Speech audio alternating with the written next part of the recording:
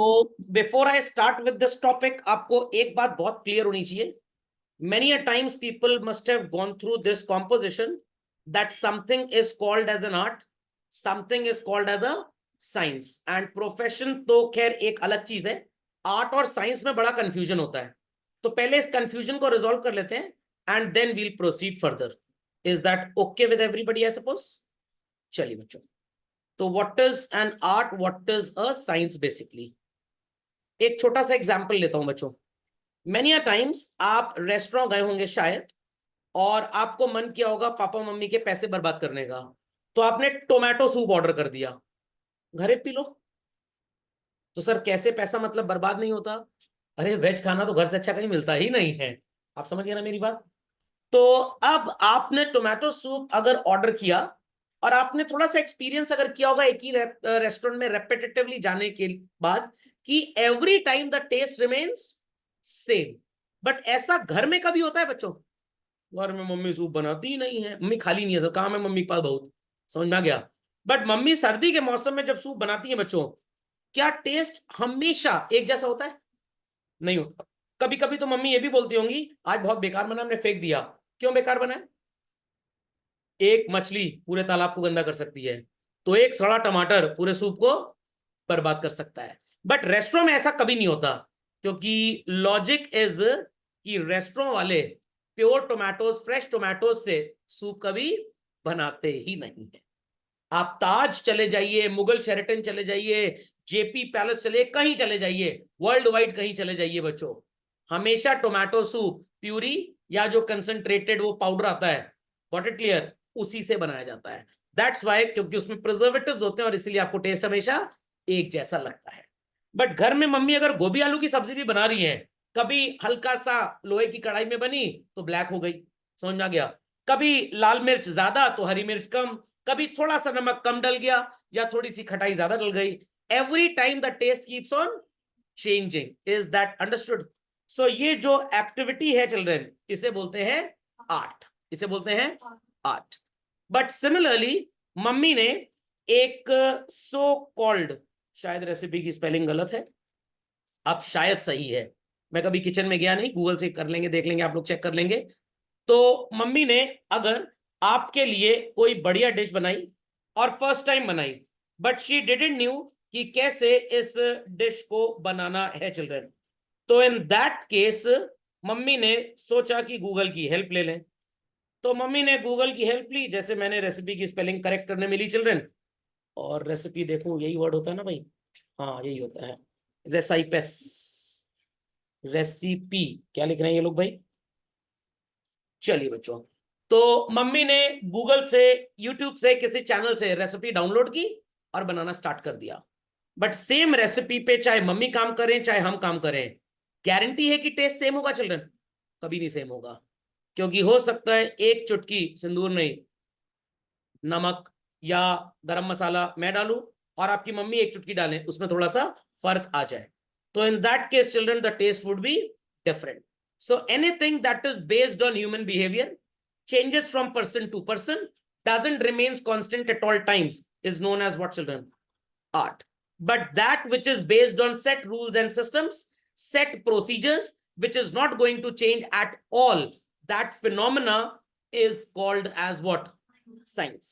Water boils at 100 degree centigrade, सबने पढ़ा है. It's a science. कैसे साबित हुआ? एक नहीं 1 लाख बार बॉईल करके देखा और पता लगा जैसे ही लगभग 100 डिग्री सेंटीग्रेड पार होना चालू होता है, the water gets transformed and so called brings out water vapour.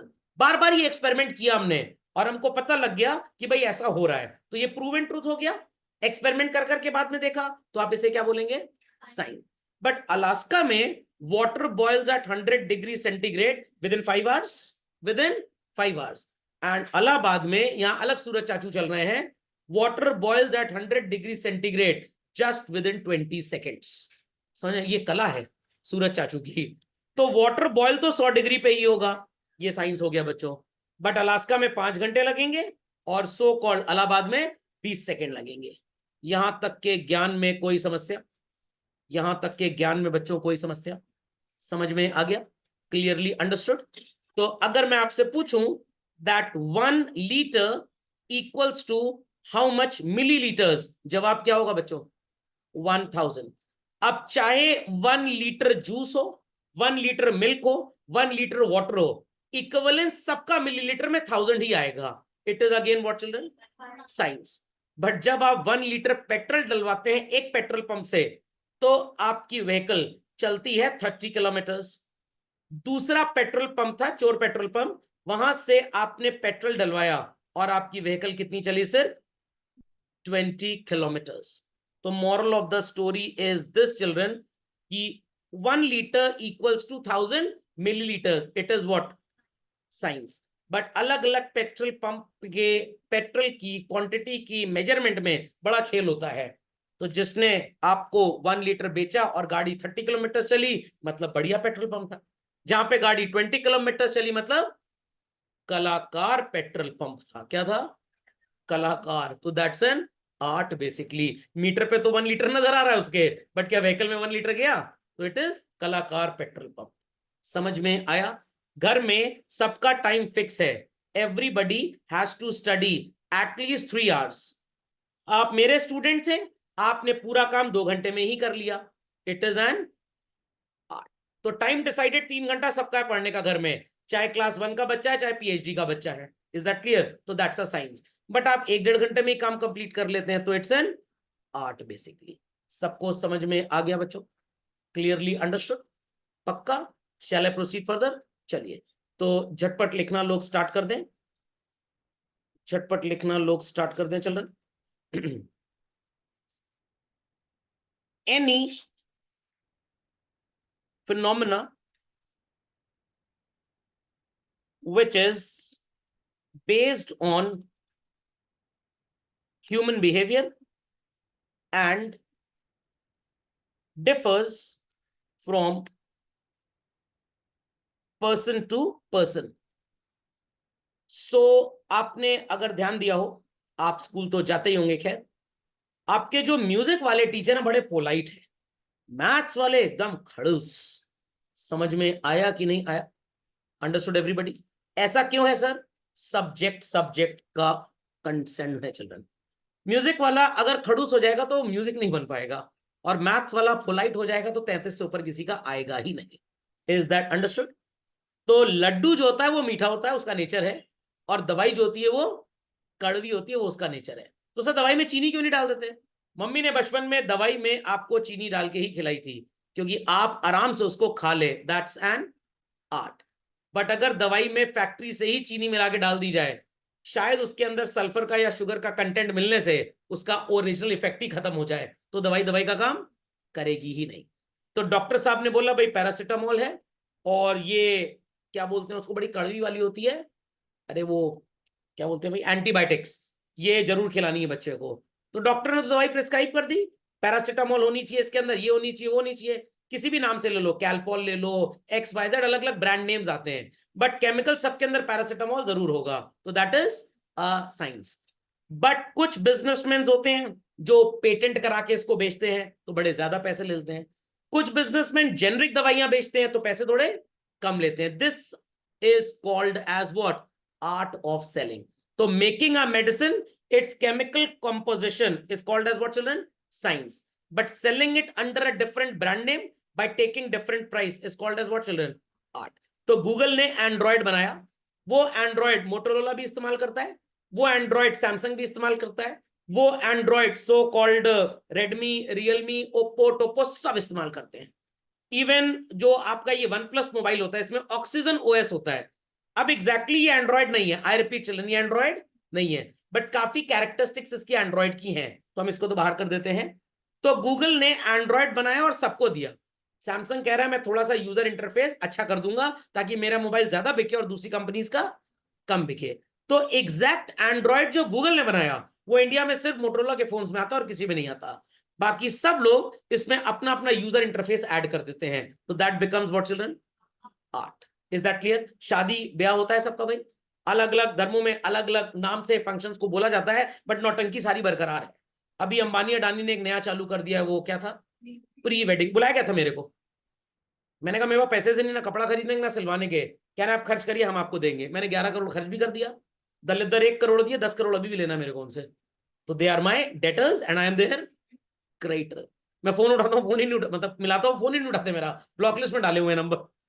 तो अब क्या चलेगा फंक्शन, पहले सो कॉल्ड दिखैया का कार्यक्रम, क्यों अनुष्का जी, उसके बाद दहेज के लिए मेरे को नेगोशिएट कराने के लोग ले जाते हैं, उसके बाद प्री वेडिंग, फिर हल्दी, हल्दी के बाद लाल मिर्च, मेहंदी, और मेहंदी के बाद अरे बीच में माता चौकी भी थी तो समझ में आ गया, फिर शादी हो गई, और फिर और नोट वसूलने अभी, तो लड़की को बुला लो, अब मुंह दिखाई की रस्म है, समझ में आ गया, मुंह दिखाई के बाद बोला गया और पैसा वसूलना है, कंटाप की कसम रख लो, मतलब एक रस्म रख लो। अब ये क्या होती है सर, बहू झापड़ मारेगी मोहल्ले वालों को, तो पता लग जाएगा कि बहू कितनी ताकतवर है, उस तरह से सिर्फ बहू से लोग बात करेंगे। इज दैट क्लियर और नॉट, इज दैट क्लियर और नॉट। तो ये सारी रस्में होने लग गई हैं, 5-7 रस्में, ये सीक्वेंस सबके यहाँ कॉमन ही चलता है बच्चों, चाहे कॉमर्स वाला हो, चाहे साइंस वाला हो, चाहे कोई भी हो, it is what children, science. Is that clear. अब कुछ यहाँ पे कलाकार लोग हैं, 3 महीने पहले एक फंक्शन कराएंगे, फिर आज एक फंक्शन कराएंगे, फिर 4 महीने बाद एक फंक्शन कराएंगे, फिर और एक फंक्शन हो जाएगा, ताकि बीच बीच में रिलेटिव्स आए और 21-21 के लिफाफे देते रहें। और अगर 3 फंक्शन लाइन से लगा लिए, नुकसान हो जाएगा, एक लिफाफा मिलेगा 51 का बस। तो बीच बीच के गैप में अगर आप फंक्शन लगा रहे हैं ज्यादा वसूली के चक्कर में, तो it is called as what children, it's an art basically. समझ में आई बात की बिल्कुल भी नहीं आई बात, समझ में आ गया, अंडरस्टूड एवरीबडी। तो हर टीचर इंडिया का कॉमर्स और बिजनेस स्टडीज सब्जेक्ट में सेम कंटेंट पढ़ाता है, मैं भी पढ़ाता हूं, it is what children, science. But जितने वियर्ड मेरे एग्जांपल्स होते हैं, मैं चैलेंज करता हूं धरती पे ऐसा एग्जांपल कोई ले ही नहीं सकता, तो that is called as what children. समझ में आया, नहीं समझ में आया। घर में आपके रूटीन है कि चावल is cooked every next day. कल रात में मेरा डिनर था आपके घर में, मम्मी ने ज्यादा चावल बना लिए कि सर 1-2 पतीला तो खा ही जाएंगे और बाद में पैक करके भी देना पड़ेगा। Coincidentally I got stuck into a jam, तो वापस डोसा खा के घर वापस चले आए, तो आपके घर नहीं आ पाए। अब ढेर सारे चावल बच गए, क्या मम्मी फेंक देंगी? नो। अगले दिन क्या किया जाएगा, उसमें थोड़ा अनियन, उसको फ्राइड राइस का, इंडियन फ्राइड राइस का कल्चर दे दिया जाएगा। तो मम्मी ने क्या किया, कलाकारी कर दी चावल के साथ। Is that clear? तो डेली घर में दाल चावल रोटी सब्जी एंड ऑल दैट बनेगा, समझ में आ गया, इट इज व्हाट, साइंस। और अब मम्मी ने उस बचे हुए चावल को कुछ एड ऑन कर दिया, इट इज। पहले वो केला लोग खरीदते हैं, सड़ जाता है तो क्या करते हैं, फेंक देते हैं। मेरी मौसी एक बार आई, अब इस दुनिया में नहीं है, ऊपर चली गई हैं, लॉग आउट हो गया सिस्टम उनका। तो सड़ा केला mummy was going to throw in the dustbin, तो शी सेड फेंक क्यों रही हो, केले को 2 टुकड़े में करो, टूथपिक लगाओ, फ्रीजर में डाल दो, 3 घंटे बाद ये जम जाएगा एकदम, आइसक्रीम का काम करेगा। हमने ये बढ़िया है, उसके बाद से बाजार से सड़ा केला ही खरीदने लग गए, और गेस्ट को आइसक्रीम की तरह खिलाने लगे, वो भी फैसिनेटेड हो गए। तो what is that children, it's an art basically. नहीं समझे? समझ में आ गया? तो साइंस और आर्ट में कुछ कुछ होता है, मतलब कुछ कुछ डिफरेंस होता है, समझ में आ गया? चलिए, तो साइंस क्या होती है, any phenomena that is based on a given set of rules applicable universally. I repeat children, applicable universally. तो water boils at 100 degree centigrade, क्या ये सिर्फ इंडिया में होता है बच्चों? दुनिया जहान में हर जगह होता है, समझ में आ गया? आप अगर एप्पल को फेंकेंगे तो वो सो कॉल्ड वापस से नीचे ही गिरेगा, it is gravity. I repeat children, it is gravity. तो ये साइंस है children, it is science basically. Moon पे अगर आप जंप करेंगे और अर्थ पे जंप करेंगे, तो आपके नीचे आने का जो फॉल रेट होगा वो डिफरेंट होगा, और ये प्रूवन फैक्ट है, यूनिवर्सल एप्लीकेशन है इसका, it is called as what children, science. तो एप्लीकेबल की स्पेलिंग थोड़ी सी ठीक कर लें। चलिए बच्चों, बातें समझ में आ गई, बातें समझ में आ गई बच्चों, कंफर्म? आपने ब्लूटूथ का नाम सुना है बच्चों? तो ब्लूटूथ बेसिकली डेवलप किया था एक कॉर्पोरेशन ने, कंपनी ने, मेरे को नाम नहीं याद आ रहा उसका क्या था, तो उन्होंने ब्लूटूथ डेवलप किया एकदम ह्यूमन साइकोलॉजी में। Many a times you must be thinking something, और आपकी मम्मी को देख के पता लग जाता है ये भी ब्लूटूथ है एक तरह का। Is that clear? Is that clear? मैंने ढेर सारा होमवर्क दे दिया, बच्चे बड़े एकदम भयंकर रूप से मेरे को देख रहे हैं, मैं समझ गया कि गुस्सा आ रहे हैं मेरे ऊपर, बट कोई बात नहीं, क्या कर लो गुस्सा के, अपना ही बीपी बढ़ाओगे, खुद निपटोगे। तो this is called as what, science. Apple वालों ने सोचा ब्लूटूथ तो हर मोबाइल में होता है, हम थोड़ा सा फास्ट ब्लूटूथ दे दे। तो एप्पल वालों ने एक कॉम्पोजिशन तैयार किया, प्रोग्राम तैयार किया, जिसका नाम क्या रखा बच्चों उन्होंने, एयर ड्रॉप। क्या नाम रखा, एयर ड्रॉप। आप इमेजिन भी नहीं कर पाएंगे, ब्लूटूथ से 100 गुना तेज काम करता है ये। 1000 फोटो भी अगर आप एक एप्पल डिवाइस से दूसरे एप्पल डिवाइस में ट्रांसफर करने चल रहे हैं, शायद वो 2 से 3 मिनट ले ले, बट मैं झूठ बोल रहा हूं, 2-3 मिनट भी नहीं लगेगा, वो फटाक से चला जाता है। तो ये एप्पल का अपना ब्लूटूथ है, आई रिपीट, एप्पल का अपना ब्लूटूथ है। तो Bluetooth is a science, Apple ने इसी के बेसिस पे कुछ नया डेवलप कर लिया, तो it becomes an art. But her Apple device में ये ऐसे ही काम करता है, तो again it becomes what children, science. समझ में आ गया। तो अगर आप बात करें एक चाय की दुकान की, let's say Munna tea shop, और एक हाई फाई दुकान की नाम बात करते हैं चाय का, कैफे कॉफी डे, एक ही बात है, कोई फर्क नहीं है। यहां 10 रुपए की है और यहां 100 रुपए की है, वो भी कूपन कोड 100 यूज करेंगे तब, नहीं तो 200 रुपए की है। Is that clear. अब मेरे कहने पे चले ना जाना कॉफी कॉफी डे, और कह रहे 150 कूपन यूज किया, पैसा क्यों नहीं लेस हो रहा, कह रहे तुमको भी मारेंगे और सर को बोला उनको बयाल करेंगे। तो इन दैट केस, अब ये जो चाय वाला है बच्चों, इसने भी अपने यहाँ नौकर रखे हैं, इसने भी नौकर रखे हैं, इनका थोड़ा हाई फाई सिस्टम है। समझ में आ गया। अब इनकी चाय की दुकान पे कंप्यूटर से बिल विल कटता है, थोड़ा एसी वगैरह लगाया हुआ है, यहाँ पे एकदम ओपन एनवायरनमेंट है, तो इनके खर्चे कम है मुन्ना टी शॉप के, इसलिए इसकी चाय भी सस्ती है। इनके खर्चे ज्यादा है, इसलिए इनकी चाय भी महंगी है। इनके बिजनेस के 1000 आउटलेट्स होंगे वर्ल्ड वाइड, इसका एक्सक्लूसिव लिमिटेड एडिशन एक ही स्टोर है। तो दोनों जगह बिजनेस वैसा ही हो रहा है, बट मैनेज करने का तरीका फर्क है। इसका नौकर अगर 2 दिन छुट्टी पे चला जाता है, बिना बताए वापस आता है, 2-4 प्रीफिक्स सफिक्स लगाता है नाम के आगे पीछे, मैं एज अ टीचर नहीं लगा सकता सफिक्स प्रीफिक्स, और वापस से नौकरी पे रख लेता है, इट इज 8। समझ में आ गया। इनमें क्या है, 15 कैजुअल लीव मिलेंगी, 10 मेडिकल लीव मिलेगी, इसके अलावा कोई छुट्टी नहीं मिलेगी। अगर नाटक की नौकरी निकाल देंगे हर एम्प्लॉय के ऊपर, यही नियम चलता है। It is a science. Is that clear. यहां पे अगर आधा घंटा लेट हुए, आधे दिन की सैलरी कटेगी, 2 घंटा भी लेट हो गए, बहाना सही होना चाहिए, एम्प्लॉय भी कलाकार है। समझ में आया आर्ट और साइंस का डिफरेंस चलना, पक्का। तो पहले आर्ट और साइंस पढ़ लीजिए, फिर मैं प्रोफेशन भी बता दूंगा आपको, प्रोफेशन का एक एग्जाम्पल दे दूंगा। तुषा जी, आर्ट और साइंस में कोई प्रॉब्लम तो नहीं है, नो सर। पक्का, कंफर्म।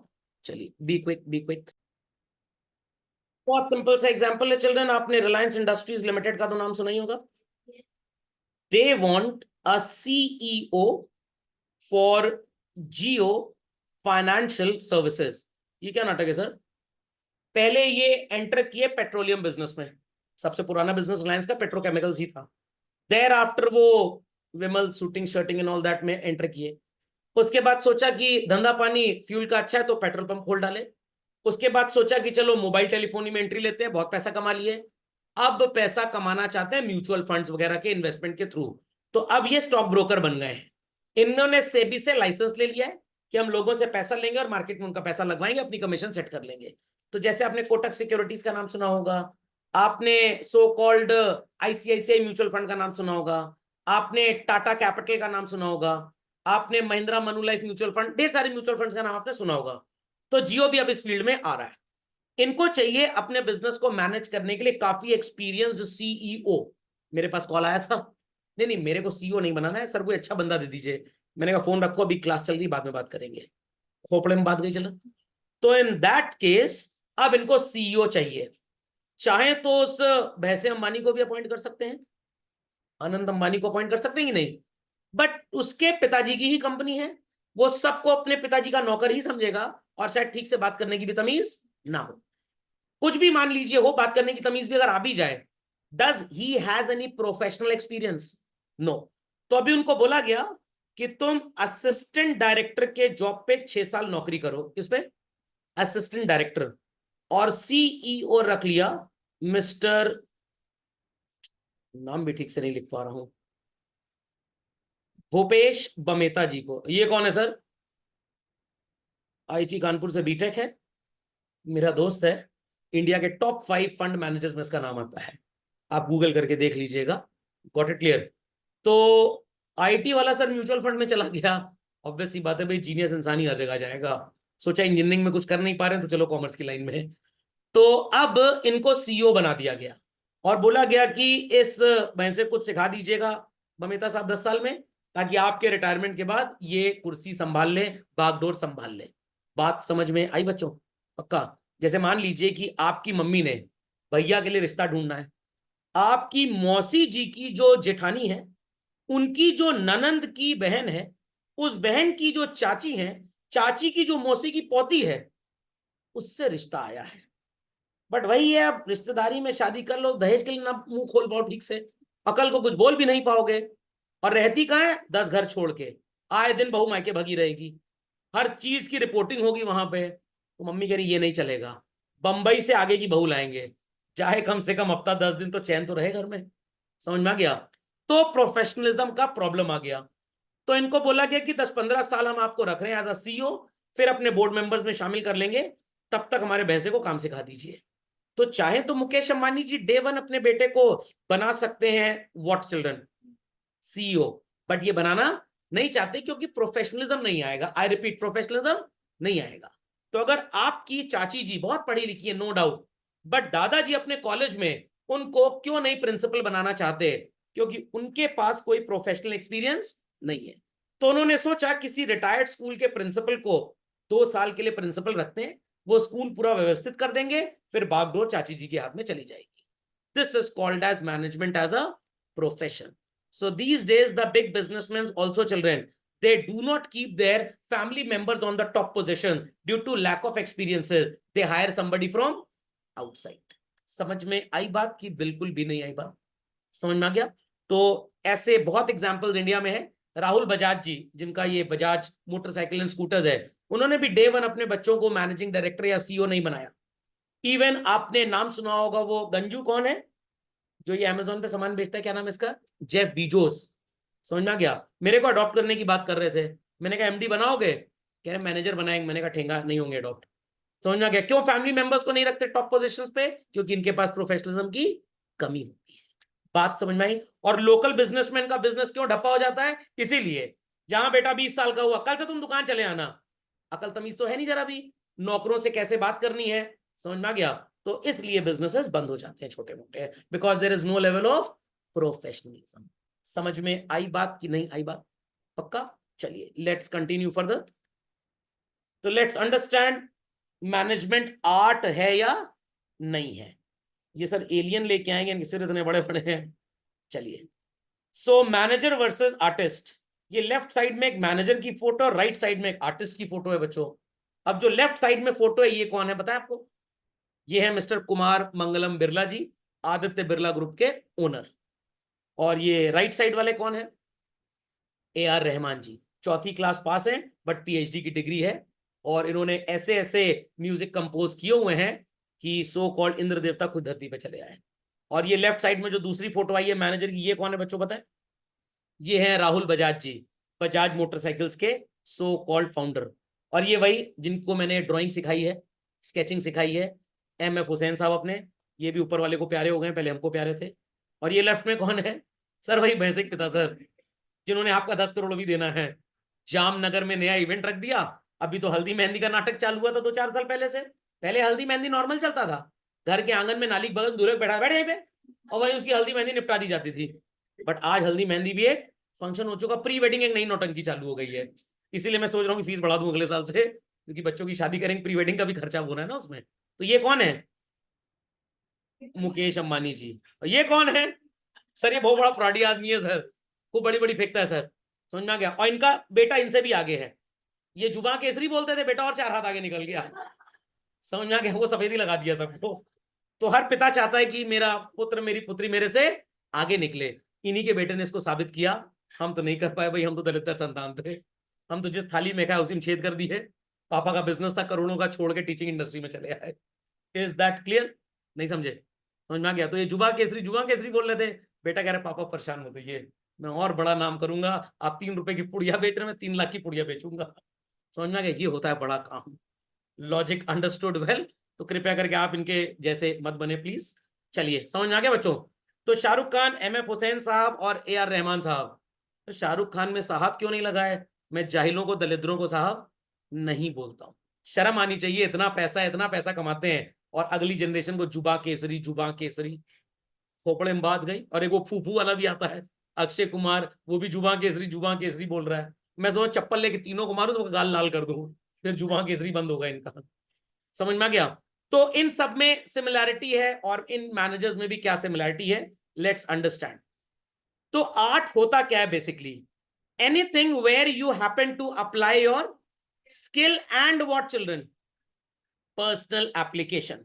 तो मैं आपको कुछ नया नहीं पढ़ा रहा हूं, जो किताब में वही है बच्चों, but the way I have got this PPT for you children, आपको ऐसा तरीका कॉमर्स में, बिजनेस स्टडीज में हो सकता है मैनेजमेंट एज ऑफ आर्ट पढ़ने को बुक में नहीं मिला होगा। तो पढ़ाऊंगा तो वही चीज जो किताब में लिखा है, but the way of teaching is totally different. तो टीचिंग इज एन आर्ट। हर टीचर हिंदुस्तान में जो स्कूल लेवल तक में पढ़ाता है वो बैचलर ऑफ एजुकेशन प्रोग्राम करके आता है, और जो यूनिवर्सिटी लेवल पे पढ़ाता है वो क्या करता है, पागल होकर दौड़ता है PhD, what it doctorate. But सबका पढ़ाने का जो तरीका होता है बच्चों वो एक दूसरे से काफी डिफरेंट होता है। तो studying a BEd program is a science, हर टीचर को वही पढ़ाया जाता है, but the way every so called person who becomes a teacher adapts the technique of teaching is called as what children, an art. अभी मैं यहाँ पे ढेर सारा टेक्स्ट लिख दूं, काला अक्षर भैंस बराबर, कुछ लोग सोएंगे, ऐसे ऐसे करेंगे, फोटो आके शाहरुख खान आ गया क्या, ए जग जाओ पढ़ना है, कुछ सर बढ़िया बता रहे हैं। तो ये भी एक आर्ट है बेसिकली। समझ में आ गया? पापा ने 100 रुपए दिए, आपने 90 खर्च किए, बट हिसाब पूरा 100 का दिया आपने, आर्ट। समझ में आ गया? आपका छोटा भाई वो 200 लेके गया, 120 खर्च करके लाया, बट वो पूरा 200 रुपए खर्चे का हिसाब दिया है। पापा झूठ पकड़ लिए, 100 से अकाउंट पड़े हो गया, पूरा हिसाब तो बढ़िया लगाया तुमने। तो that is also called as what children, art basically. और विजय माल्या का नाम सुना होगा, ये भी बहुत बड़े आर्टिस्ट थे। नीरव मोदी का नाम सुना होगा, ये भी आर्टिस्ट थे। ओके, फर्जी कंपनियां खोली लंदन में, यहां बैंक पहुंच गए, बैंक मैनेजर के साथ सेटिंग किए, यार वो जरा 1 करोड़ £1 ट्रांसफर करना, मैं पैसा दे रहा हूं। मैनेजर कह रहा है मोदी साहब, नीरव मोदी जी पहले पैसा दे दीजिए, हम तभी ट्रांसफर करेंगे। नीरव मोदी ने कहा कितने का £1? कह रहा है 80 रुपए का। 80 करोड़ रुपए नीरव मोदी जी ने बैंक को दिया, बैंक ने 1 करोड़ लंदन वाले ऑफिस को पे कर दिया। 2 4 10 डील्स ऐसी हुई, बैंक मैनेजर का विश्वास जीत लिया। फिर नीरव मोदी जी बैंक जाते हैं और कहते हैं जरा 1 करोड़ £1 ट्रांसफर कर दो, मैं कल शाम को पैसा दे दूंगा। बैंक मैनेजर कह रहा है पिछली 10 डील्स में कभी इन्होंने डिच किया नहीं, पैसा पहले दे गए थे, आज एक दिन का उधार मांग रहे, कोई बात नहीं दे दो। बैंक ने अपनी जेब से 1 करोड़ £1 लंदन एक कंपनी को दे दिए। वो कंपनी नीरव मोदी जी को डायमंड सप्लाई करती थी, ऐसा नीरव मोदी जी ने बताया, बट ऐसी कोई कंपनी ही नहीं, सिर्फ बंद शटर के ऊपर कंपनी का एड्रेस था और एक फर्जी bank account. Is that clear? अगले दिन नीरव मोदी जी बैंक शाम को जाते हैं और कहते हैं वो थोड़ा पैसा कम हो गया है, तो तुम एक काम करो, आधा ले लो, आधा मैं बाद में दे दूंगा। फिर 3 दिन बाद जाते हैं, कह रहे 1 करोड़ £1 और ट्रांसफर कर दो और ये पुराना वाला पैसा रख लो। फिर बैंक मैनेजर का विश्वास जीत लिया। अगले दिन गए, कह रहे हैं ऐसा है कि भाई 20% ले लो, बाकी मैं दे दूंगा। बैंक मैनेजर कह रहा है कोई बात नहीं। फिर 4 दिन बाद गए, कह रहे हैं 10 करोड़ £1 ट्रांसफर कर दो, मैं पैसा दे दूंगा। तो मैं पैसा दे दूंगा, मैं पैसा दे दूंगा करते करते £500 500 करोड़ हो गए टोटल। इंडियन करेंसी मान लीजिए 10,000 करोड़ रुपए हो गया होगा। अब मैनेजर की हालत टाइट। अब आ गया ऑडिटर। ऑडिटर ने बोला ये बैलेंस शीट में नजर आ रहा है कि बैंक वालों ने किसी को पैसा लेंड किया है, बट कैसे बिना कस्टमर से पैसा आए आपने रेमिट कर दिया, ये तो गलत है। तो बैंक मैनेजर भी घूस खाया था, उसने ऑडिटर को भी घूस दे दी। ऐसा कर्मकांड पंजाब नेशनल बैंक में 3 साल तक चलता रहा। चौथे साल हरीश चंद्र जी का रिश्तेदार चला आया। ये कौन है? राजा हरीश चंद्र सच बोलते थे। उसने कहा ये लोन नजर आ रहा है, आपने बिना पैसे लिए रेमिट कैसे किया? कह रहे पार्टी अच्छी पार्टी वगैरह, अच्छे और बुरे से कोई मतलब नहीं है, this is against the RBI rules. जब तक पैसा आपको मिल नहीं जाता आप आगे रेमिट कर ही नहीं सकते थे। उसने पकड़ लिया और पोक दिया जाके आरबीआई को। आरबीआई ने ऑडिट बैठा दिया, सबके सब लोग फंस गए, नेताजी भी फंसे। जब पता लगा कल परसों पेशी है, इससे बोले बेटा तुम भाग जाओ लंदन। समझ में आई बात कि नहीं आई? तो काफी बड़े बड़े लोग इसमें शामिल थे, उनके नाम बहुत कम लोग जानते हैं, मैं भी सबके नहीं जानता हूं, परेशान ना होइए। समझ में आ गया? तो ये पूरा कर्मकांड था। सर इसका हमारे सब्जेक्ट से क्या लेना देना? यहाँ पे एक फोटो नीरव मोदी की भी होनी चाहिए थी, because he was also an artist. और यहाँ पे सर किसकी फोटो होनी चाहिए देखो, और बैंक मैनेजर की। समझ में आ गया? तो अगर आपने वो कौन सा अभिषेक बच्चन वाली स्कैम मूवी देखी है, जो काम उसने बैंक मैनेजर के साथ किया था ना, बैंक को बेवकूफ बना बना के पैसा लिया और पैसा स्टॉक मार्केट में डाल दिया, वही काम ये भी करते हैं। चलिए, so what is art children? Skilful and personal application of existing knowledge. तो अगर मेरे अंदर बहुत अलग अलग तरह के एग्जाम्पल्स हैं लोगों को बताने के लिए, तो मैंने सोचा कि भाई उसको अगर मैं सब्जेक्ट टीचिंग के साथ जोड़ दूं, तो I can make a topic interesting and can teach students, तो I become a teacher. Teacher, समझ में आई बात? गूगल फॉर्म जानते हैं बच्चों आप लोग? गूगल वालों ने ओरिजिनली ये गूगल फॉर्म क्यों डेवलप किया था? ताकि डेटा कलेक्शन आसान हो जाए, डेटा कलेक्शन आसान हो जाए। धीरे धीरे उन्होंने सोचा कि डेटा कलेक्शन के लिए क्लोज एंडेड क्वेश्चंस पे ज्यादा ध्यान दिया जाए, यस नो, ट्रू फॉल्स, लोगों को लिखना ना पड़े, बस टिक करते रहे। गूगल वालों ने गूगल फॉर्म्स में ग्रिड बना दी। मैंने सोचा एक काम करते हैं, इस ग्रिड को इस्तेमाल करते हैं एमसीक्यू आंसर्स लेने में। तो जैसे मैं आपको क्वेश्चन पेपर बना के देता हूं, आप उसके अंदर आंसर फीड करते हैं, आपके मार्क्स तुरंत आते हैं कि नहीं आते हैं? What is that children? Art. तो गूगल फॉर्म की programming is a science, but उसको अलग अलग लोग अलग अलग तरीके से यूज करते हैं, it becomes an art basically. समझ गए? तो it is what children? It is skilful and personal application. समझ में आ गई बात या बिल्कुल भी नहीं है? समझ में आ गई बात? ट्रैक्टर जानते हैं आप लोग? ट्रैक्टर का इंजन एक साइंटिफिक मशीन है, बट गांव में लोग उसको यूज करते हैं सो कॉल्ड कुएं से पानी निकालने के लिए। कैसे सर? वो गोल गोल मोटर घूमती है ना, गोल गोल मोटर घूमती है, बस उसी को लगाते हैं। गन्ने के जूस की मशीन देखी होगी, जनरेटर को ही एक तरह से वो लोग यूज करते हैं कि नहीं करते हैं? तो that is again called as what children? Art. Haryana side कभी आप गए हो तो जनरेटर में ही पहिया और हैंडल लगा के मोटरसाइकिल बन जाती है। Generator is what? It is just like a moving machine. तो that is also called as what children? It's an art. जब सोचा गया कि कैसे बारात में लोग नाचेंगे, उनको लाइट दी जाए, क्या हर मोहल्ले में कटिया मारते जाएंगे? बिल्कुल नहीं। What they use children? Generator that supplies electricity. तो जनरेटर का ये यूज, कभी जनरेटर बनाने वाली कंपनी ने भी सोचा था कि ऐसा होगा? नहीं होगा। तो it is again what children? तो आपके अंदर भी अगर कोई स्किल है, अरे स्किल सर इतना गजब झूठ बोलेंगे, सच से भी ज्यादा ओरिजिनल लगेगा। आपको लोग ले जाते हैं कोर्ट में झूठी गवाही देने के लिए, it is called as an art. Sir हम एक प्रोफेशनल झुट्टे हैं सर, तो मैनेजमेंट बाय प्रोफेशन, झुट्टा बाय प्रोफेशन। नहीं समझे बात को? समझ में आ गया? चलिए, सो आर्ट के 3 फीचर्स होते हैं बच्चों, पीईपी। पहला फीचर क्या है children? Personalise application of knowledge. Sonu Nigam ji बहुत अच्छा गा पाते हैं, बुला लिया उनको गुलशन कुमार जी ने, जो टी सीरीज के करता धरता थे। उनकी सो कॉल्ड किलिंग हो गई थी, अबू सलीम जी ने की थी, मेरा कोई हाथ नहीं था उसके बीच में, केस चल रहा है अबू सलीम जी के ऊपर। तो अगर सोनू निगम जी की तरह मैं पहुंच जाता गुलशन कुमार जी के पास, वो बोलते गाना गा के दिखाइए, अगर उनको लगता कि मेरे अंदर 60-70% गाना गाने की स्किल है, तो शायद मेरे को सुर ताल का थोड़ा सा एजुकेशन देकर मेरे को भी एक अच्छा सिंगर बना सकते थे। मैं गया तो ऑडिशन देने, उन्होंने कहा आप तो फटेबाज की तरह है, आप जाइए क्लास लीजिए बस। समझ में आ गया? अगर आप एक अच्छे सिंगर या लिरिसिस्ट बनना चाहते हैं, तो थोड़ा सा सुर ताल का ज्ञान आपके अंदर होना जरूरी है। कोई बच्चा मेरे से कहता है सर मेरे को डॉक्टर बनना है, बट उसके पास बायोलॉजी की जरा भी नॉलेज है ही नहीं, क्या वो डॉक्टर बन सकता है? नो। तो अच्छे और खराब डॉक्टर में सिर्फ एक डिफरेंस होता है, जो अच्छा डॉक्टर होता है उसका एप्लीकेशन ऑफ नॉलेज बहुत अच्छा है, जो खराब डॉक्टर होता है उसका एप्लीकेशन ऑफ नॉलेज बहुत बेकार है। कुछ डॉक्टर्स बोलते हैं फीवर आया, दे दो एंटीबायोटिक, दे दो एंटीबायोटिक, फीवर तो उतर जाएगा बच्चों एक दिन में, बट 4 साल 10 साल के बाद आपकी बॉडी इतनी बेकार हो चुकी होगी कि वो एंटीबायोटिक्स को भी एक्सेप्ट करेगी ही नहीं। तो अच्छा डॉक्टर कहेगा कैलपोल देते रहिए, चाहे 3 दिन लगातार दे दीजिए, बुखार उतर जाएगा, सीजनल फीवर है, 3 दिन से पहले वायरल जाएगा ही नहीं। बट एंटीबायोटिक आप लेंगे तो एक समय ऐसा आएगा कि एंटीबायोटिक भी काम नहीं करेगी। तो कुछ डॉक्टर्स होते हैं वो फीस लेते हैं 1,000 रुपए, दवाई देते हैं 100 रुपए की। कुछ डॉक्टर्स होते हैं फीस लेते हैं 200 रुपए, दवाई देते हैं 2,000 रुपए की। समझ में आ गया? तो अच्छा डॉक्टर कौन होगा? जो डायग्नोसिस अच्छा करे, और वो तभी अच्छा बन पाएगा जब उसके पास वास्ट एक्सपीरियंस होगा। तो एम्स के डॉक्टर क्यों अच्छे हैं? बीएचयू हमारे यूपी में उसके डॉक्टर्स क्यों अच्छे हैं? लखनऊ पीजीआई मेदांता के डॉक्टर्स क्यों अच्छे हैं? क्योंकि इतने पेशेंट्स वहां पे अलग अलग जगहों से आते हैं कि डॉक्टर्स को उनके ऊपर रिसर्च करने का बहुत एक्सपीरियंस मिलता है, काफी स्टडीज शेयर होती हैं।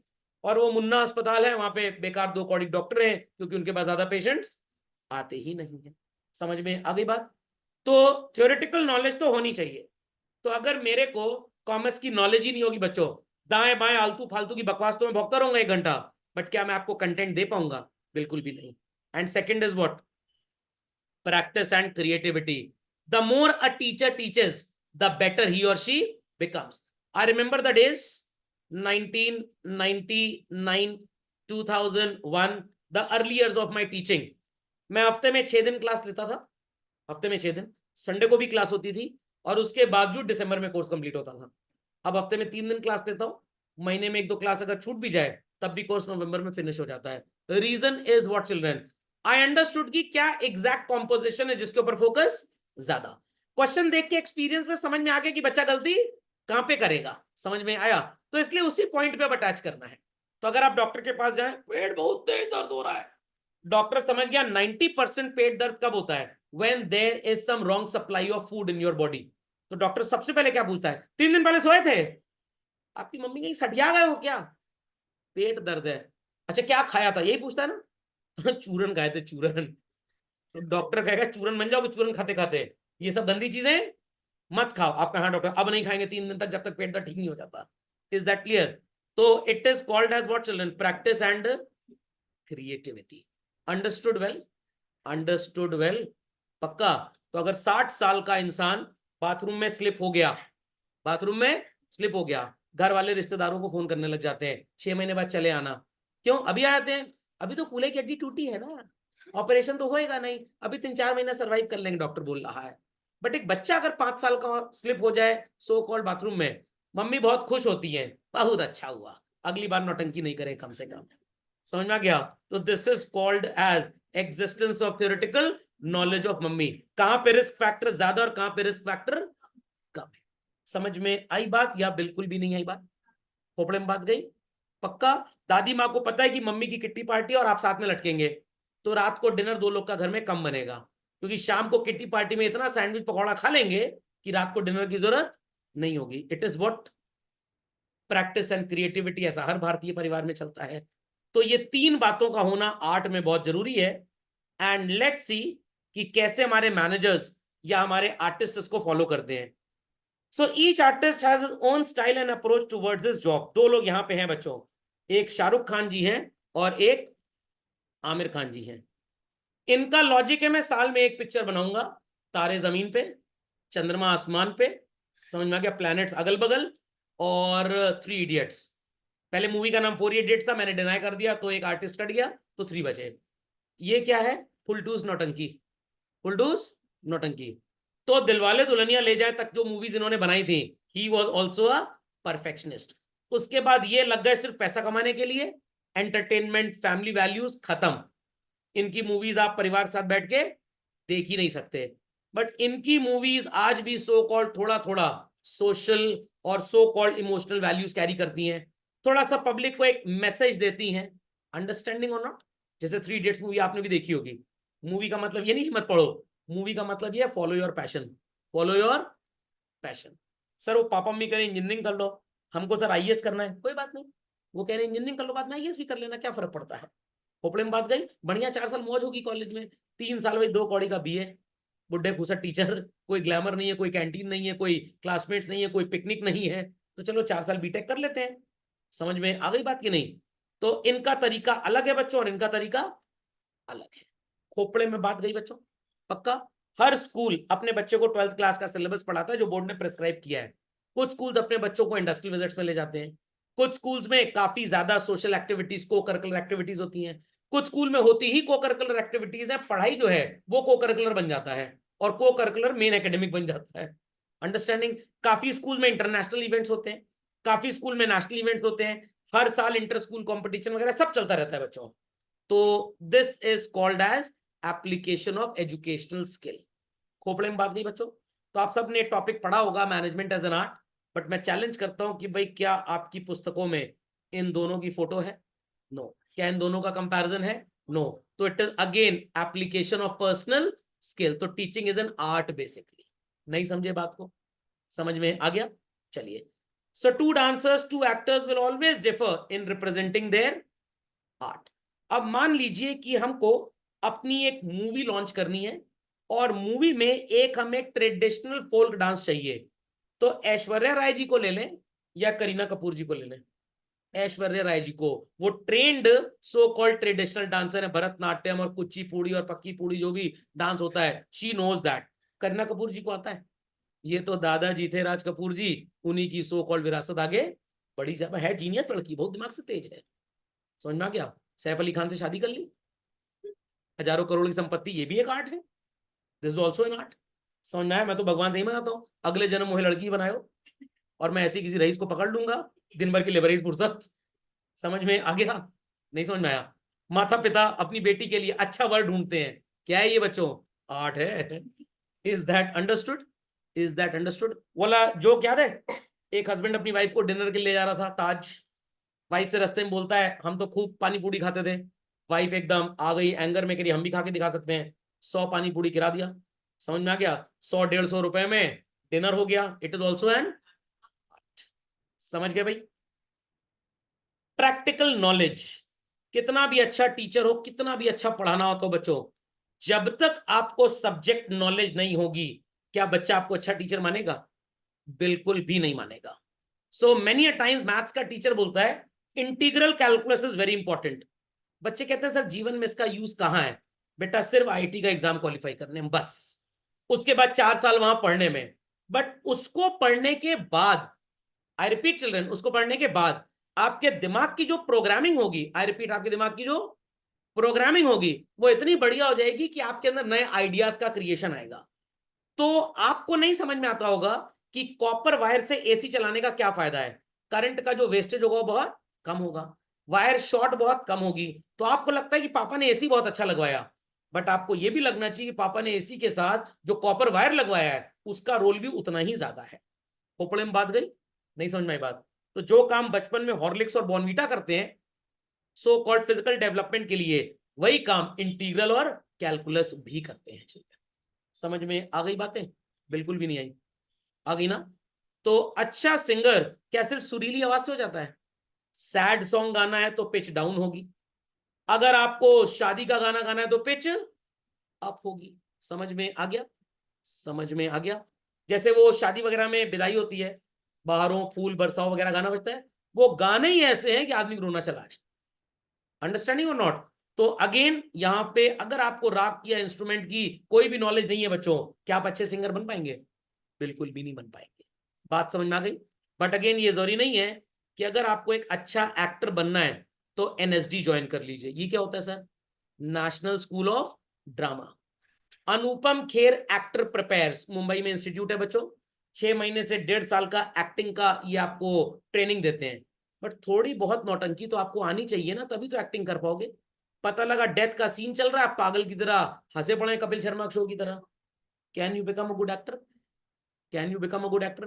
पता लगा आप मूवी में करने गए, रोल ऑडिशन हो रहा है डेड बॉडी का, आपके चादर ऊपर और ठंडा लग रहा है, तो भाई डेड बॉडी तो सांस भी रोक के चलना है एकदम। तो moral of the story is this कि थोड़ा है, थोड़े की जरूरत है, थोड़ी सी अकल होगी तो ट्रेनिंग से आपको ग्रूम किया जा सकता है। बट आपको अकल ही 2 कौड़ी की नहीं है तो क्या ग्रूमिंग हो सकती है बच्चों? समझ में आ गई बात? समझ में आ गई बात भाई? चला जाए आगे, लिख दिया सबने? चलिए। एग्जिस्टेंस ऑफ थ्योरेटिकल नॉलेज, जैसे मैंने आपको बताया, लिटरेचर ऑन डांस और music is widely recognised and can be learned basically. तो आजकल तो गूगल यूनिवर्सिटी है, आपको काफी चीजें वहां से मिल सकती हैं।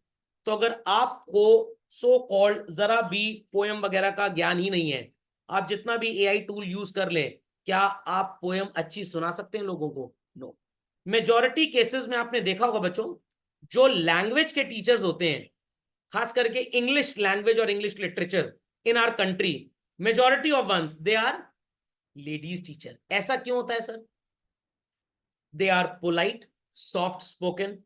आप एक्सपेक्ट करेंगे फिजिक्स वाला लिटरेचर पढ़ाए, ये 2 पढ़ लेना, 3 पढ़ लेना, पैरा रट लेना, आ जाएगा नंबर तुम्हारा। ऑब्जेक्टिव नहीं होना चाहिए, language teacher should be highly subjective. समझ में आया? नहीं समझ में आया? जूनियर क्लासेस में मेजॉरिटी लेडीज टीचर्स को ही क्यों रखा जाता है टीचर, स्पेशली 1 to 6 में? मदरली टच के लिए। समझ में आ गया? पता लगा जेंट्स टीचर आ गया, भयंकर सी दाढ़ी है उसकी, बच्चे रोने बैठ गए। मम्मी से कह रहे कल से हम नहीं जाएंगे, अंकल आते हैं पढ़ाने, हमको डर लगता है अंकल से। समझ में आया? एक मेरे पापा के फ्रेंड हुआ करते थे, मतलब जिंदा है अभी वो, 48 उनकी भयंकर दाढ़ी थी एकदम, और रिवॉल्वर भी रखते थे। पुलिस में थे एक्चुअली, तो दो दो रिवॉल्वर रखते थे। अब जब वो घर आए मेरी हालत टाइट, क्योंकि हमने तो ये देखा था पुलिस वाले बड़े खतरनाक होते हैं, मैं कमरे में जाकर छुप जाता था। समझ में आ गया? तो जब ठीक ठाक उम्र आई 15-16 साल, तब डर निकला। समझ में आ गया? समझ में आ गया कि नहीं आ गया? तो अब क्योंकि ऐसी आपके सामने पिक्चर पोर्ट्रे की गई है, तो मम्मी लोग बच्चों को डराती, सो जाओ भूत को बुला लेंगे, बड़े दाढ़ी वाले को। अब बच्चा समझ गया जिसकी दाढ़ी हो भूत। तो इसीलिए छोटी क्लासेस में किसको रखा जाता है? लेडीज टीचर को। तो ये थ्योरेटिकल नॉलेज स्कूल मैनेजमेंट के अंदर होनी चाहिए। नहीं समझे बात को? चलिए, तो ये 3 बातों का ज्ञान हो गया, सॉरी 2 बातों का चलन। जितना ज्यादा गाएंगे उतना ज्यादा निखार पाएंगे। सर हम सोचो डाबर आंवला क्रीम लगा ले, निखार आ जाएगा सर? कुछ नहीं आने वाला। तो every artist has a component of creativity which requires intelligence, imagination and constant practice. Sonu Nigam जितना अच्छा आज गाते हैं, कुछ गानों में उनकी आवाज किशोरदा टाइप लगती है, कभी कभी मोहम्मद रफी टाइप भी गा लेते हैं वो, क्योंकि उन्होंने उनको सुना है, इन्होंने उनका वॉइस मॉड्यूलेशन सीखा है, इन्होंने सो कॉल्ड ये जो वॉइस इंजीनियर्स, म्यूजिक इंजीनियर्स होते हैं, इनसे ज्ञान लिया है कि इस आवाज में गाना है तो पिच कैसी होनी चाहिए। उन गानों को जब ये लोग गाते हैं तो कंप्यूटर सॉफ्टवेयर के थ्रू मिलाया जाता है, कहां पे मोहम्मद रफी साहब ने पिच हाई की थी, कितने डेसिबल तक, बट ये उतना नहीं जा पा रहे हैं, तो इनसे बोला जाएगा और तान के गाइए जरा, तो आप उस आवाज को काफी मैच कर ले जाएंगे। सुदेश भोसले जी एक अच्छे सिंगर हैं, अमिताभ बच्चन की हूबहू आवाज कॉपी कर लेते हैं। तो उस जमाने में तो it was very difficult, but जब से कंप्यूटर्स आ गए तो अमिताभ बच्चन जी से बोला गया एक गाना आप गाइए, और सुदेश जी से बोला गया एक गाना आप गाइए, सेम। देखेंगे कि पिच में कहां डिफरेंस आ रहा है, तो सिंगर को बोलेंगे भाई ये पिच मैच करो, तो एकदम लगेगा कि ओरिजिनली आर्टिस्ट ही गा रहा है। नहीं समझे? पक्का? मेरे को एक मूवी मिली और बोला गया हिमेश रेशमिया जी की तरह गाना, मैंने बड़ा आसान है। लोग बोले कैसे? मैंने कहा कपड़े सुखाने वाले जो वो आती है क्लिप, वो लगा लेंगे मजाक में, तो बस पूरी आवाज मैच कर जाएगी दनादन। समझ में आई बात कि नहीं आई? नहीं समझ में आई? कुछ लोग वोकल कॉर्ड्स का ऑपरेशन कराते हैं कि जैसे लता जी गाती थी वैसे हम भी गा लें। तो again bye practice and creativity things can happen basically. समझ गए? अभी परसों मेरे को बच्चों ईमेल आया एशियन पेंट्स का, आजकल एक नया पेंट का कॉन्सेप्ट आ गया, ह्यू पेंट। ह्यू पेंट जानते क्या होता है? नीचे का पोर्शन डार्क होगा, ऊपर जाते जाते लाइट हो जाएगा, या साइड से डार्क होगा, नीचे आते आते लाइट हो जाएगा। ये आप कैसे कर सकते हैं? नॉर्मल पेंट ब्रश से तो इम्पॉसिबल है, इसको हम पेंट कर सकते हैं स्प्रे मशीन से। तो जब प्रैक्टिस एंड क्रिएटिविटी की गई, भाई स्प्रे मशीन नीचे ज्यादा चलाओ, ऊपर थोड़ी थोड़ी कम चलाओ, तो ये शेड आ जाएगा। तो that is done, that is achieved by what? Bye practice and creativity. नहीं समझ में आई बात? समझ में आ गई बात? चलिए, सो वर्सेटाइल सिंगर का मतलब जानते हैं? तो ये काफी लोगों की आवाज में गा लेते हैं। अब तो खैर पता लग जाता है कि भाई ये सिंगर नहीं है, ये बैकग्राउंड सिंगिंग कोई और कर रहा है। बट जिस समय लता मंगेशकर जी गाना गाती थी, मोहम्मद रफी साहब, किशोर कुमार साहब गाना गाते थे, और उस जमाने के जो एक्टर्स होते थे चल रहे, आप पता ही नहीं लगा सकते थे कि ओरिजिनल एक्टर गा रहा है या ये गाना सो कॉल्ड लता मंगेशकर जी ने गाया है। 100% आवाज मैच होती थी। बट आज हमें पता है कि शाहरुख खान जी गाना गा ही नहीं सकते, तो बैकग्राउंड में कोई दूसरा ही गा रहा होगा। लॉजिक अंडरस्टूड वेल और नॉट? सो लेट्स अंडरस्टैंड कि भाई मैनेजमेंट एक आर्ट है कि नहीं। तो 3 चीजें कौन सी आर्ट में होती हैं, सबको समझ में आ गया बच्चों? चलिए, इनकी आंख घूम रही 360 डिग्री, आप ना घुमाइएगा, वो हम चले जाएंगे।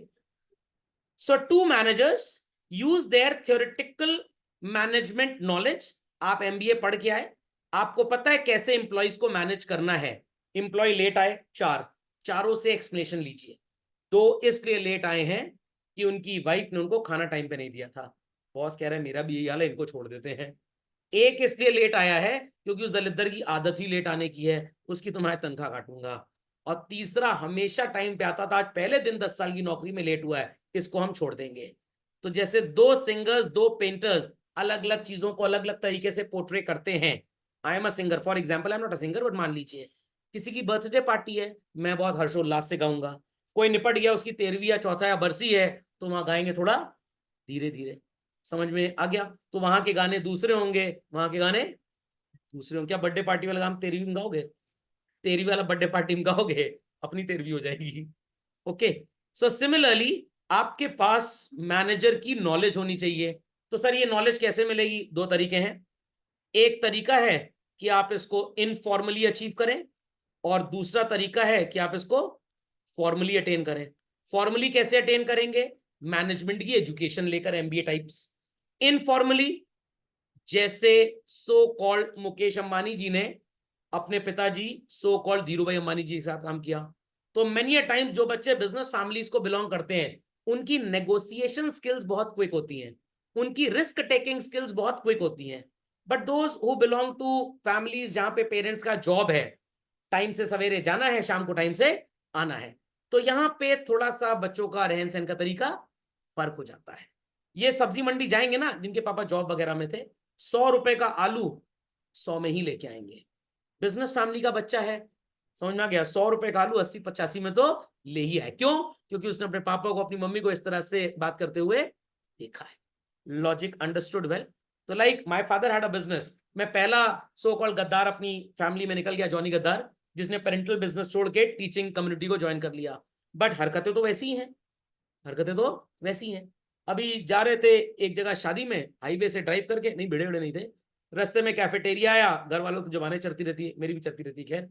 तो वो कार का कुछ बेचते ना, स्प्रे कर लीजिए कार साफ हो जाएगी, तो मेरे को बेचने चला आया। कह रहा सर 1500 का है, 750 का दे देंगे। तो मेरा बेटा कह रहा पापा बड़ा चीप है। मैंने कहा एक का रेट बताओ, 3 नहीं चाहिए। कह रहा सर ये एक ही का रेट है। मैंने कहा 250 रुपए लेना है तो बताओ। तो my son said to my wife, मतलब हिज मदर, ये 250 में कैसे दे देगा? तो माई वाइफ सेट तुम्हारे पापा के उससे सामान साथ 250 ना ले लें। तो कह रहा भैया जी 280 खरीदिया, 300 दे दीजिए। मैंने कहा चले लो 300। समझ में आ गया। एक बार दिल्ली में सरोजनी घूम रहे थे, चल आया एसआरके का परफ्यूम लेके, सर सर एसआरके है, ले लीजिए 1200 रुपए में। मैंने जेब से निकाले 200 रुपए, मैंने कहा आखिरी 200 बचा है, इसमें देना है तो बताओ। कह रहा नहीं ये तो नहीं पड़ता पड़ेगा। मैंने कहा 3 ही तो रखे हैं। कह रहा मैं एक का 1200 बोल रहा हूँ, आपको 3 चाहिए 200 में। मैंने कहा और क्या, और अगर देर से ये भी खर्च हो गया तो और कम हो जाएगा। कह रहा सर ओरिजिनल है। मैंने कहा ओरिजिनल होता तो शोरूम के अंदर होता, शक्ल देख के इंसान को ना समझो। तो इन दैट केस घूमते घामते थोड़ी देर बाद आया, और बच्चों 220 रुपए में 3 डुप्लीकेट परफ्यूम एसआरके के बेच के चला गया। मैं वाइट साइड ये क्या किया? मैंने घर में काम वाली थी ना, उसको देना बहुत खुश हो जाएगी, एसआरके का परफ्यूम आया है, दे दिया, देवर हैप्पी। 70-70 रुपए में निपट गया। It is application of personal skill. तो आई टॉट टू माई सन, जो भी जितना प्राइस बताए, शोरूम तक में जाओ, कोई डिस्काउंट है इसके ऊपर? मैं तो पीवीआर जाके सब दलित दरापा कर चुका हूं। अरे टिकट तो खाली है तुम्हारी, पर्ची पे लिख के दे तो 18% जीएसटी छूट जाएगा। कह रहा नहीं sir we don't have a policy. McDonald's एक बार गए थे कुछ ऑफिशियल सप्लाईज के लिए, मैंने कहा how much discount? Sir we don't offer any discount. मैंने कहा 200 बर्गर लेने कोई डिस्काउंट नहीं है। सर यहाँ पे हम आपको 2 मील फ्री कर देंगे। मैंने कहा अच्छा ठीक है, कोल्ड ड्रिंक और कोल्ड कॉफी दोनों देना। कह रहा सर वो हो जाएगा। समझ में आई बात? You have to speak up, you have to speak up. Sir restaurant जाके वहां भी कहते हैं भैया बिल ना बनाना, कच्चे पर्चे बना दो, जीएसटी छूटे कम से कम। कुछ मान जाते हैं मेरी बात और कुछ नहीं मानते हैं। जो नहीं मानते मैं उनको शराब देता हूं, कुछ दिन बाद उनका रेस्टोरेंट बंद हो जाता है। Logic understood well children? बोलना पड़ेगा आपको, बोलना पड़ेगा। Is that understood? सो आपको भी नॉलेज एक्वायर करनी पड़ेगी बच्चों। तो नॉलेज दो तरह से मिलेगी, कैसे मिलेगी बच्चों? Informally and formally. तो मैनेजमेंट स्टूडेंट्स को इंटर्नशिप कराई जाती है। क्या कराई जाती है? इंटर्नशिप। इंटर्नशिप में ट्रैवल करने का मौका, अरे औकात पे चले आओ भैया सब लोग। इंटर्नशिप का मतलब किसी कंपनी वगैरह में आपको ट्रेनिंग लेनी है। अच्छा, नाम में भोकालबाजी तो ऐसी है कि कोई हाई फाई चीज लग रही है। इंटर्नशिप इसलिए कराई जाती है ताकि आप रियल वर्ल्ड से अक्वेंट ऑफ हो पाए कि क्या दुनिया में चलता है। Is that understood?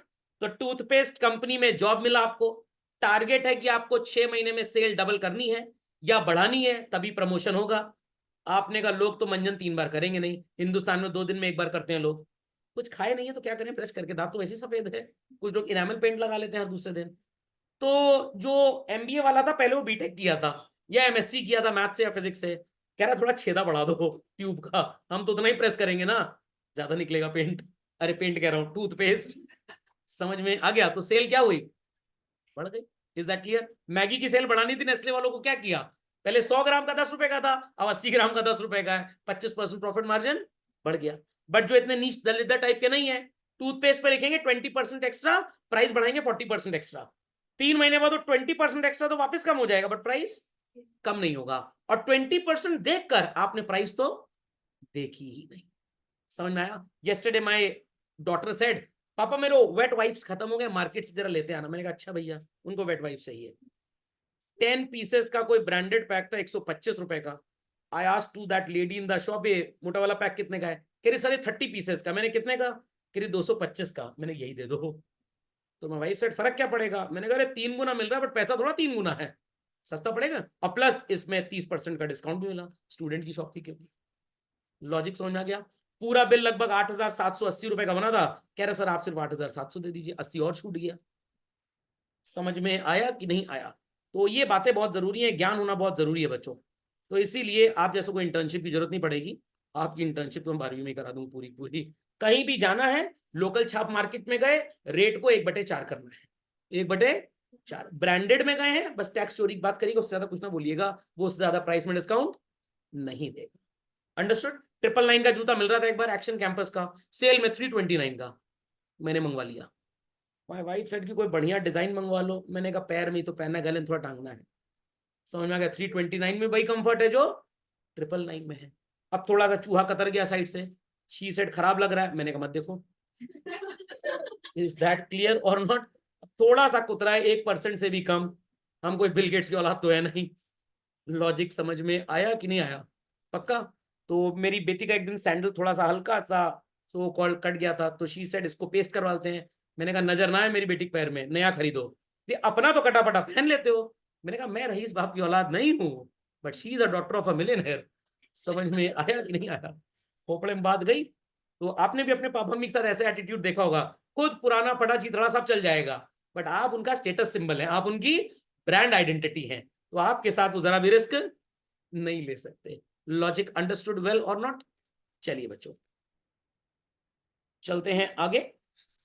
तो भाई ये चीज मैनेजमेंट में भी होती है और ये चीज आर्ट में भी होती है। सोनू निगम जी भी रागों का इस्तेमाल करते हैं, अंबानी साहब बाय एक्सपीरियंस, और सुंदर पिचई साहब by knowledge.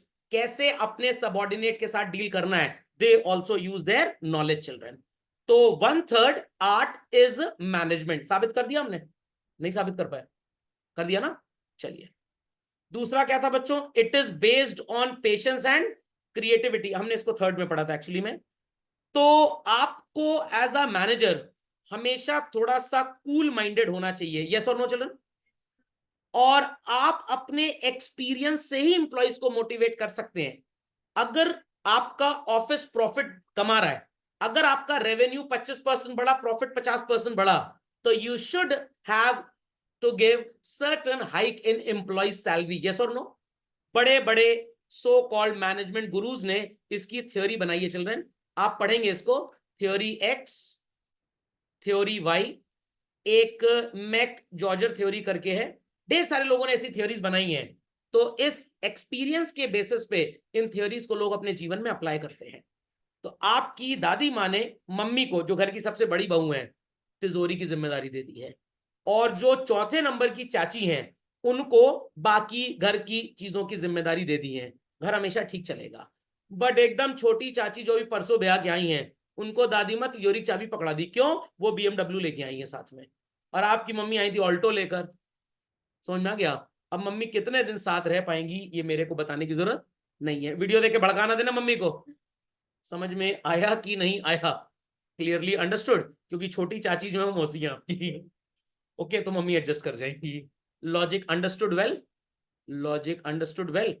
So different styles of management are to be applied by every manager children, और ये सिर्फ और सिर्फ किसके बेसिस पे होगा? एक्सपीरियंस के बेसिस पे। तो मुकेश अंबानी जी का बेटा भड़क गया, सौरभ सर को काहे सीईओ रख दिए रिलायंस जियो फाइनेंशियल सर्विसेज का? बेटा पढ़े लिखे आदमी है, उनका नाम जुड़ जाएगा हमारी कंपनी के साथ, दिन दुगनी शाम चौगनी, रात को क्वाड कोर और भोर में ऑक्टा कोर तरक्की होगी। तुम जैसे दलितों में पेड़ फुला घूमते रहते हो तुम दिन भर, प्री वेडिंग और ये सब तुम नाटक कर रहे हो, सीखो। 5 साल बाद वो रिटायर हो जाएंगे, बाल काफी सफेद होंगे उनके। समझ में आ गया? कोलेस्ट्रॉल लेवल बड़ा, निपट भी सकते हैं, बट कंपनी उतने साल में ग्रो कर जाएगी। और वो तो नौकर है ना, तुम मालिक हो। समझ में आई बात की नहीं? जैसे घर में मम्मी ने नौकरानी को पराठा दे दिया, अनुष्का जी कह रहे हैं हाँ यही तो सगी है आपकी। ये सगी नहीं है बेटा, तुम्हें क्लास करने जाना है, बर्तन यही मांजेगी, तो पहले इसको खाना दे दे, नहीं तो तुम क्लास करने नहीं जा पाओगी। अनुष्का कह रही हमारा मक्खन भी सिम डाल दीजिए। समझ में आया? तो कभी भी आपको लगे कि नौकरों की इज्जत आपके घर में अगर आपसे ज्यादा है, तो ये आपका सिर्फ भ्रम है, इसका वास्तविकता से कोई लेना देना नहीं है। अगर कभी ऐसा लगे तो उसे महज एक इत्तेफाक समझा जाए। होली दिवाली उनको नया कपड़ा दिला रही, हमको नहीं दिला रही, तुमको तो हर हफ्ते दिलवाते हैं, सेल में दिलवाती हैं, तो उनको भी सड़क से लेके आए हैं, सिर्फ ब्रांड लेवाइस का डुप्लीकेट लगा दिया है। Got it? तो what mummy is doing, children? Mummy is applying her experience. समझ में आया? तो मम्मी अगर नौकरानी से प्यार से बात करती हैं और आपको अगर डांटती हैं, तो समझ लीजिए मम्मी की मजबूरी है कि शीला और मुन्नी और राजू ड्राइवर को कुछ बोल नहीं पा रही हैं। तो it is what, it is her experience, क्योंकि अगर कुछ बोला ये कल से काम छोड़ के चली जाएगी। इसके ऊपर एक बहुत बढ़िया राजीव तलरेजा जी का मेरे पास वीडियो है, मैं सुनाऊंगा आपको किसी दिन उसको भी। तो आपके दादाजी के टाइम पे जब लोग जॉब किया करते थे, उनको नेसेसिटीज की चिंता थी। उनको चिंता थी कि अगर एम्प्लॉयर ने मेरे को निकाल दिया नौकरी से, तो मेरे घर में चूल्हा भी नहीं जलेगा। वो अब्यूजिव लैंग्वेज भी सुनते थे, मार भी खाते थे, तब भी नौकरी करते थे। फिर आई आपकी पापा की जनरेशन, थोड़ी बहुत डांट सुनेंगे, बट मार तो बिल्कुल भी नहीं बर्दाश्त है, अगर मार पड़ी नौकरी छोड़ के चले जाएंगे। अब आई आपकी जनरेशन, जहां पे लोग नौकरी सिर्फ अपने ऐशो आराम के लिए करते हैं, क्योंकि दादाजी अरेंज्ड एवरीथिंग फॉर नेसेसिटीज, पापा type people arranged everything for comforts. What the hell we are working for, only for attainment of luxury. ज्यादा पे टेटे करोगे, दूसरी नौकरी पकड़ लेंगे। तो इसलिए आज क्या लोग अपने नौकरों को उस दलित द्रापे से ट्रीट करते हैं जैसे पहले ट्रीट करते थे। तो 90s 80s में servants and employees were treated like slaves children, but now अडेज क्या आप ऊंची आवाज में नौकर के साथ बात कर सकते हैं? उसको पता है कि हमारी कम्युनिटी की सप्लाई बहुत कम है और डिमांड बहुत ज्यादा। आज तुम निकालोगे 20,000 में, 22,000 में कोई दूसरा पकड़ लेगा हमको। तो आज हम उस तरह से बात नहीं कर सकते। तो वो इंडस्ट्रियल रेवोल्यूशन था, ये इंफॉर्मेशन रेवोल्यूशन। समझ में आ गई बात? तो डिफरेंट स्टाइल यूज करनी पड़ेगी अलग अलग नौकरों के साथ। तो आपकी कंपनी का जो सीईओ है, वो अगर जानता है कि ये प्रोग्राम अगर भाग गया तो मेरा प्रोग्राम डेवलप नहीं होगा। सेल्स वाले बहुत मिलते हैं, कोई प्रॉब्लम की बात नहीं है। तो सेल्स डिपार्टमेंट की सैलरी हाइक 10% होगी, प्रोग्रामिंग डिपार्टमेंट की सैलरी हाइक 30% होगी, क्योंकि उसकी जरूरत ज्यादा है। समझ में आ गया? जो फ्रंट एंड सेल्स के लोग होते हैं उनको कंपनीज में ज्यादा इंसेंटिव मिलता है, बट जो बैक ऑफिस में बैठते हैं उनको इंसेंटिव कम मिलता है। क्यों कम मिलता है? वो काम करने वाले तो बहुत मिलेंगे, बट सेल्स प्रमोट करने वाले बहुत नहीं मिलेंगे। समझे इस बात को? अभी 2 साल 3 साल पहले की बात है, टाटा के एक सीनियर डिजाइनर थे जिन्होंने 20 करोड़ रुपए का टाटा का जॉब छोड़ के 28 करोड़ रुपए में किसी जर्मन ऑटोमोबाइल कंपनी की गाड़ियों को डिजाइनिंग के लिए ज्वाइन कर लिया। रतन टाटा का जाओ, हमें कोई चिंता नहीं है, क्योंकि हमने तो जैगवार लैंड रोवर खरीद लिया, अगले 10-20 साल तो हम इसी के डिजाइन कॉपी करके बिजनेस कर लेंगे, तो काहे तुमको सैलरी हाइक दे? खोपड़े में बात गई कि नहीं गई? प्लस जो तुम्हारे जूनियर्स थे वो तुम्हारी क्रिएटिविटी थोड़ी थोड़ी सीख गए हैं, तो अब मेरे को तुम्हारे को रखने की उतनी ज्यादा गरज है ही नहीं। जय माता दी, प्यार से बोलो जय माता दी। समझ में आई बात कि नहीं आई? चलिए भाई, तो ये जो तीसरा वाला पॉइंट हम दूसरे नंबर पे पढ़ रहे हैं, practice and creativity. Sonu Nigam ji बार बार प्रैक्टिस करते हैं और कुछ नया टाइप का गाना प्रोड्यूस करते हैं। मुकेश अंबानी साहब भी नए तरह की स्किल्स को प्रैक्टिस कर रहे हैं और कहते हैं कि एम्प्लॉय को साल भर में 15 कैजुअल लीव्स देंगे और 30 मेडिकल लीव्स देंगे, बट जो एम्प्लॉय साल भर छुट्टी नहीं लेगा उसको इन 45 दिन का पैसा एनकैश कर देंगे। नहीं समझे? क्योंकि अगर छुट्टी पे चला गया तो लॉस ऑफ वर्क होगा, तो छुट्टी से रोकने के लिए इनको एक ऑफर दे दो, अगर छुट्टी नहीं लेते तो तनख्वाह मिल जाएगी उतनी, तो अगर उस दिन आएंगे तो प्रोडक्टिविटी होगी, कुछ काम करेंगे, तो जितनी इनको तनख्वाह देंगे उससे ज्यादा हम इनसे काम करवा लेंगे। अब ये किसी किताब में तो लिखा नहीं है, बट ये सिर्फ अपनी अकल और ज्ञान है। तो कुछ इंस्टीट्यूशंस में होता है कि अगर आपने लीव नहीं ली, it keeps on adding adding adding, और रिटायरमेंट में आपको वो पैसा मिल जाता है। कुछ इंस्टीट्यूशंस में ऐसा नहीं होता। तो जहां पे आपकी लीव एंड कैश नहीं होती, एम्प्लॉय क्या लियो जाओ दनादन छुट्टी, हमारा क्या नुकसान है? अब जब यहाँ एनकैशमेंट होगा बच्चों, क्या वहां एम्प्लॉय छुट्टी लेगा? वहां एम्प्लॉय छुट्टी बिल्कुल नहीं लेगा। So understood this point, practice and creativity. तो 2/3 मैनेजमेंट इज एन आर्ट। दूसरा जो अब तीसरा पढ़ रहे हैं, थ्योरेटिकल नॉलेज। आपको कैसे लोगों को मैनेज करना है, ह्यूमन रिसोर्स मैनेजमेंट की ढेर सारी किताबें आती हैं। कैसे प्रोडक्ट बेचना है, मार्केटिंग की दुनिया की सबसे अच्छी किताब है फिलिप कोटलर जी की मार्केटिंग मैनेजमेंट, हर एमबीए इंस्टीट्यूट में पढ़ाई जाती है। इस समय उसका हार्ड बाउंड एडिशन 12 से 13,000 का शायद होना चाहिए। तो ये सारा लिटरेचर बाजार में है, म्यूजिक का भी है और आर्ट का भी है और मैनेजमेंट का, सबका है, बट पढ़ना तो आप ही को पड़ेगा, पढ़ना तो आप ही को पड़ेगा। तो या तो आपने अंबानी टाइप लोगों के साथ बैठकर इनफॉर्मल नॉलेज ली हो, बट आपने तो ऐसा कोई एक्सपीरियंस हासिल किया ही नहीं। आपके पापा जी 9th क्लास के बाद से दादाजी को असिस्ट कर रहे थे, तो जब तक उनकी उम्र 15 साल से 25 साल हुई, 10 साल में उन्होंने उतनी नॉलेज गेन कर ली जो आज 2 साल के MBA कोर्स में पढ़ाई जाती है। बट उस समय का जमाना फर्क था, but now he can't afford to waste your 10 years of life. तो वो आपसे क्या बोलेंगे, भाई अगर मैनेजमेंट पढ़ना है तो गो एंड डू MBA। मैंने अगर टैक्सेशन के गुण 10 साल में किसी चार्टर्ड अकाउंटेंट या किसी सो कॉल्ड प्रोफेशनल के साथ सीख लिए, बट मैं नहीं चाहता कि मेरा स्टूडेंट टाइम बर्बाद करे, तो मैं उससे कहूंगा 4 साल का तुम CA कोर्स कर लो। तो इनफॉर्मली चीजों को सीखने में टाइम ज्यादा लगता है, फॉर्मली चीजों को सीखने में टाइम कम लगता है, क्योंकि फॉर्मली क्या है, कंसंट्रेटेड H2SO4 एक ही बार पियो और काम तमाम। और इनफॉर्मल क्या है, होम्योपैथिक दवाई, स्लो पॉइजन। समझ में आ गई बात चल रहा है? तो ये सारा लिटरेचर अवेलेबल है। तो थ्योरेटिकल नॉलेज आपको गाने बजाने की भी मिल जाएगी और मैनेजमेंट की भी मिल जाएगी। तो ये बात भी प्रूव हो गई बच्चों, that here also management is an art. तो जो तीनों चीजें आर्ट में कॉमन थी वो मैनेजमेंट में है कि नहीं है? है। तो can we say that management is an art और not children? It is an art, getting things done by others, getting things done by others. तो आपके घर में दादी माँ होंगी, बैठ के हुक्म चलाती हैं, हुक्म नहीं चलाती, वो जिसको जिस लायक समझती हैं उसको वैसा काम दे देती हैं। It is called as what children, also management. समझ में आ गया? तो अगर आपके पापा के 5 बिजनेसेस फ्लरिश कर रहे हैं, या वो ऑफिस नहीं भी जाते तब भी अगर बिजनेस बढ़िया चलता है, दुकान बंद नहीं होती, it is what, it is good management. समझ में आया? रात को रॉ मेटेरियल अनलोड होना है, पापा ने स्टोर कीपर को बोला जरा जग जाना। अब अगर सवेरे पापा ने गांधी जी का हरे रंग का पत्ता पकड़ा दिया उसको, तो store keeper will feel happy और सैड? हैप्पी, क्योंकि मेरी जितनी नींद बर्बाद हुई है उतना मेरे को इंसेंटिव मिल गया। काम तो करवाते जा रहे हो दनादन, ठेंगा उसको सैलरी के अलावा कुछ नहीं दे रहे हो, तो कुछ दिन बाद आपके गोडाउन में स्टॉक शॉर्ट होना स्टार्ट हो जाएगा। कैसे स्टॉक शॉर्ट होगा? चोरी करके वो बेच देगा जाके उसको। Logic understood well? कभी ज्वेलरी शॉप पे आप गए होंगे, ढेर सारे लोग अगल बगल मंडरा रहे हैं, क्यों? ताकि आप सोना चांदी चुरा के भागे ना। क्या आप एक्सपेक्ट करते हैं कि ज्वेलरी शॉप में 5,000 रुपए महीने पे कोई इंसान काम करेगा? वो 1 ग्राम हर महीने पार करता रहेगा, फिर पार्कर की पेन खरीदेगा उससे। तो वहां पे सैलरी ज्यादा होती है, बट एक चाय की दुकान पे मुन्ना टी जो बोला था, सैलरी कम।